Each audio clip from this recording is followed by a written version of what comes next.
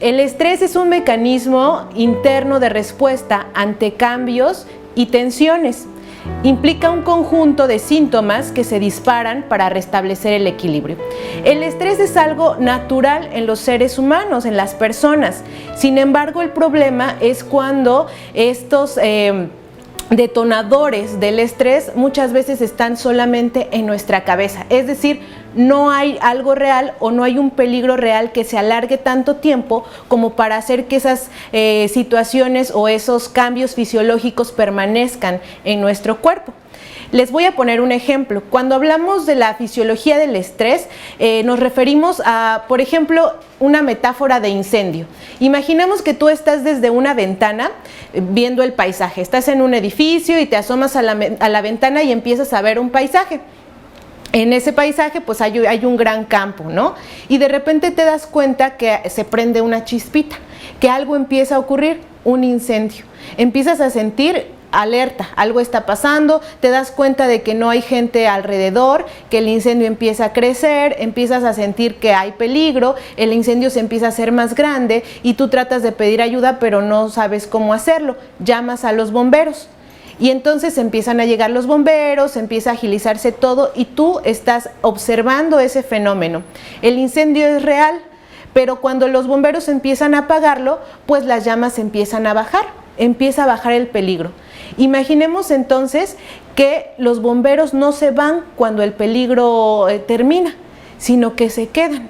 El fuego ya no está, pero los bomberos siguen jalando las mangueras, echando agua, la gente sigue alerta, todos empiezan a correr o siguen corriendo, pero ya no hay incendio, el incendio se acabó. ¿Qué pasaría si esas acciones para contrarrestar el incendio siguen durante horas, durante un día, durante una semana, durante meses? Habría un agotamiento pues excesivo, ¿no? Eso es lo que pasa con nuestro cuerpo. Hay señales de alerta que son reales, que estamos en peligro y necesitamos reaccionar. Nuestro cuerpo reacciona ante un peligro inminente. Pero ¿qué pasa cuando el peligro ya no está? O cuando el peligro es solamente parte de nuestra imaginación o está en nuestra mente. Estamos agotando nuestros recursos físicos, los estamos acabando. Y es por eso que vienen enfermedades, es por eso que vienen algunos síntomas físicos que después se convierten en enfermedades crónicas. El problema con el estrés es que muchas veces todo está en nuestra cabeza, ¿no? Digamos, si tú vas en la calle y pasa un carro muy cerca de ti que está casi por atropellarte, tú generas una señal de alerta, todo tu cuerpo se tensa. Tus oídos se agudizan, tus sentidos en general están alerta porque acabas de vivir un momento donde tu vida corría peligro. Es normal que haya estrés. El estrés es un mecanismo de defensa que nos ayuda. Pero yo te pregunto, si se te olvida el celular en la casa, ¿tu vida corre peligro? Entonces, ese tipo de cosas simples hacen reacciones en nuestro cuerpo como si nuestra vida estuviera en riesgo. Dejé la estufa prendida y mi cuerpo empieza a generar un montón de reacciones donde pues pareciera que mi vida está en riesgo, pero la realidad es que no está en riesgo. La realidad es que estoy tan acostumbrada a mantenerme en ese tipo de actitudes o de reacciones, de ponerme en sobrealerta, que agoto mi cuerpo, ¿no? Hay 3 fases del estrés. La primera fase es la de alarma. Es esto que les decía, algo está pasando, hay un incendio, ¿no? Algo está pasando, un coche pasó muy cerca de mí y estoy en peligro. Es una fase de alarma. Es una fase donde todos nuestros sentidos se agudizan. Un momento en donde la vista, el oído, todo empieza a agudizarse y estamos alerta. Después viene una fase de resistencia, donde aunque yo esté cansada o agotada, doy ese extra que tengo. Aunque ya esté tan agotada porque puse mis sentidos alerta, me esfuerzo por dar un último jalón, como los corredores, ¿no? Las corredoras, cuando ya están por terminar la carrera, están tan agotadas que de ese agotamiento logran sacar un último esfuerzo que es el que los hace terminar la carrera. Entonces, esa fase de resistencia ocurre en nosotros. Ya no hay de dónde sacar esfuerzo, pero sacamos un extra. Y la última fase es el agotamiento. Es una fase en donde ya soltamos todo. Fue tan intenso el momento en donde generamos esa tensión o ese estrés que cuando termina la situación acabamos muertos. Ya no queremos saber nada. Fue tan impactante el susto, fue tan impactante lo que yo sentí que mi cuerpo deja completamente de hacer las funciones pues de atención, ¿no? De estar tan atento pasa a estar en un estado de ya no puedo más, es el agotamiento. Esas son las fases del estrés. Ahora, yo les decía que el estrés es un mecanismo de defensa, que el estrés nos sirve para sobrevivir. Ese es un estrés, digamos, agudo, ¿no? Hay situaciones y mi cuerpo reacciona. Eso es algo completamente normal. El problema es cuando el estrés se convierte en un estrés crónico. Ya todo me genera una reacción de alerta. Llegué tarde, el teléfono, la comida, no me va a dar tiempo, no me contestó el mensaje. O sea, todo me genera un estado de alerta como si mi vida estuviera en riesgo. Ese es el estrés crónico, cuando ya no puedo controlar mi fisiología, cuando ya hay respuestas inmediatas que no están determinadas por una causa real, ¿no? Por ejemplo, los celos nos generan estrés, pero los celos están en nuestra cabeza. Puede haber un detonante, pero todo lo que se genera en torno a ese detonante solamente son fantasías que tienen respuestas fisiológicas y que empiezan a poner a nuestro cuerpo en tensión, empezamos a sudar, empezamos a tener dolores, empezamos a tener crisis de angustia, crisis de ansiedad. Entonces todo eso es parte de un detonante que solo está en nuestra cabeza. Bueno, ¿y qué hacemos? Finalmente, si estamos expuestos a estas cuestiones o estas actividades que nos generan estrés, porque el trabajo puede generarnos estrés, la casa nos genera estrés, esta crisis que estamos viviendo pues nos genera estrés, ¿no? Vivir en una pandemia, pues creo que nadie lo ha vivido, estamos aprendiendo a adaptarnos a esto. Finalmente, es una situación de estrés para todos y para todas. Pero ¿qué hacemos? Nos dejamos llevar por este estrés crónico que a la larga nos va a causar enfermedades físicas, ¿no? Que muchas veces pues ya son incurables o que son tratamientos muy largos. Yo creo que estamos a tiempo de darnos cuenta que podemos frenar ciertas cosas que nos están causando daño, que nos hacen sufrir. Y bueno, hay alternativas para contrarrestar el estrés, ¿no? Algunas alternativas que queremos proponerles son la relajación, pero también la risa. La risa es algo natural, es algo que todos los seres humanos contamos con la risa. Es algo que es parte de nuestro organismo, es algo que es gratis, que no nos cuesta nada, que no tenemos que hacer una cita, que no tenemos que agendar, pero es algo que nos beneficia muchísimo. Entonces, cuando nosotros reímos, generamos unas hormonas que nos ayudan a contrarrestar el cortisol, que es la hormona del estrés. Entonces, cuando tú te estresas, generas mucho cortisol y entonces eso es lo que hace toda esta respuesta fisiológica en tu cuerpo. Pero la risa nos ayuda a controlar el cortisol que estamos generando.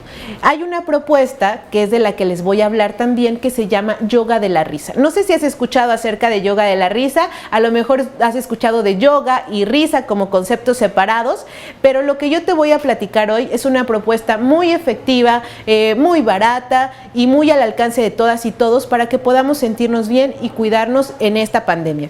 Bueno, ¿qué es yoga de la risa? Es una propuesta donde buscamos reír sin condición, sin chiste, sin artefacto y sin comedia. ¿Qué es eso?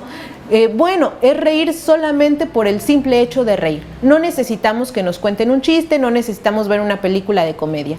Y es que fíjate que los seres humanos estamos acostumbrados a reír solamente si algo nos causa risa, y normalmente es la desgracia de otro. Cuando hacemos yoga de la risa, evitamos que haya factores externos que provoquen esa risa. Bueno, ¿qué es esta propuesta nueva? Se llama yoga de la risa porque conjunta los ejercicios de respiración, de la yoga tradicional con ejercicios de risa. ¿Qué son ejercicios de risa? Son ejercicios de integración grupal, ejercicios de teatro que normalmente se utilizan en el teatro y los combinamos con asuntos de respiración, por eso se llama yoga de la risa. ¿Cómo se hace?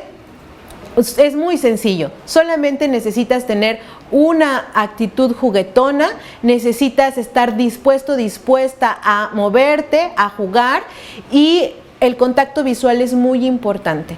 Cuando miramos a los ojos empezamos a hacer este contacto, esta comunicación mucho más efectiva y eso nos va a ayudar. Pero ¿cuál es la base científica? ¿Cómo es que reír me va a ayudar a contrarrestar el estrés? ¿Y si yo no tengo ganas de reírme? ¿Y si nunca me río? ¿Y si no quiero? Bueno, no importa. La base científica es que para el cerebro da lo mismo una risa simulada que una risa auténtica. ¿Eso qué quiere decir? Que tú generas la misma cantidad de endorfinas, generas la misma cantidad de hormonas y tienes los mismos beneficios cuando te ríes porque estás con tus amigos, amigas divirtiéndote, a cuando tú haces ja, ja, ja, ja. Es una risa simulada, cierto, pero el cerebro no lo distingue. Entonces, cuando nosotros hacemos yoga de la risa, empezamos simulando la risa. Empezamos jugando con esta base científica de que para el cerebro da lo mismo una risa simulada a una risa auténtica. Eso es lo maravilloso de la risa y de yoga de la risa. ¿Cuándo se inicia? Esto se inicia en 1999 en la India con el doctor Madame Kataria, que es un médico general que empieza a hacer investigaciones acerca de los beneficios de la risa en la salud de pacientes con enfermedades crónicas. Él empieza a escribir y a investigar y se da cuenta de que hay un factor que hace que cambien algunos resultados médicos. Cuando pregunta a sus pacientes, resulta que uno de ellos veía muchas películas de comedia, reía mucho y tenía una enfermedad terminal. Algo estaba pasando, la risa estaba haciendo algo que los medicamentos no podían hacer. Y a partir de ahí, él empieza a hacer sus estudios y hace un club para reír, pero en ese club ríen por chistes. Y llega un momento en donde los chistes son racistas, donde los chistes son hirientes, donde los chistes son misóginos y entonces se ofenden las personas. Y él dice, bueno, hay que buscar una estrategia. Y entonces, junto con su esposa, deciden hacer esta propuesta de respiración y risa. No hay que reírnos por nada en específico, solamente reír.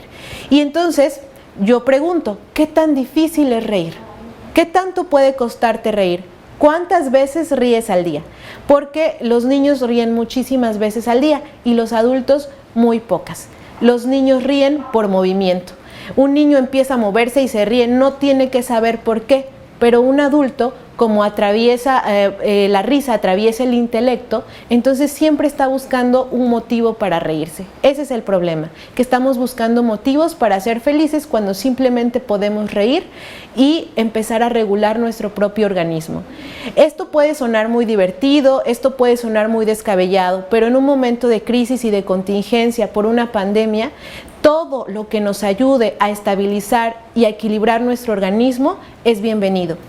Felicidades, te acabo de decir que la risa es una de las curas y de las medicinas que tienes al alcance de tus manos. Ríe todos los días, ríe con todas las personas y promueve la risa en tu casa, en tu trabajo y contigo mismo, ¿no? No dejes que este tiempo de contingencia te acabe, te lleve al estrés y pues bueno, esto es lo que queremos compartirles, lo que quiero compartirles el día de hoy y pues yo soy Brenda Stephanie Contreras Cruz, soy facilitadora del Centro para el Desarrollo de las Mujeres. En el Centro para el Desarrollo de las Mujeres pues nosotras trabajamos con personas, sobre todo con mujeres que están en situación de violencia y les damos talleres, les damos acompañamiento legal y psicológico para que puedan salir de estos círculos de violencia. Si necesitan ayuda, si conocen a alguien, díganles que se acerquen al Palacio Municipal en la instancia de la mujer. Aquí está el CDM y tenemos una página de internet que es CDM Pochutla. A través de esa página nosotras damos información, estamos generando dinámicas de economía sorora, así le llamamos a nuestro proyecto, así que acérquense a conocer el CDM, participen con nosotras, hagamos redes para ir sanando poco a poco y para poder ir saliendo de esta crisis de pandemia también. Muchas gracias. Gobierno Municipal de San Pedro Pochutla, 2019-2021. Gobierno con valores.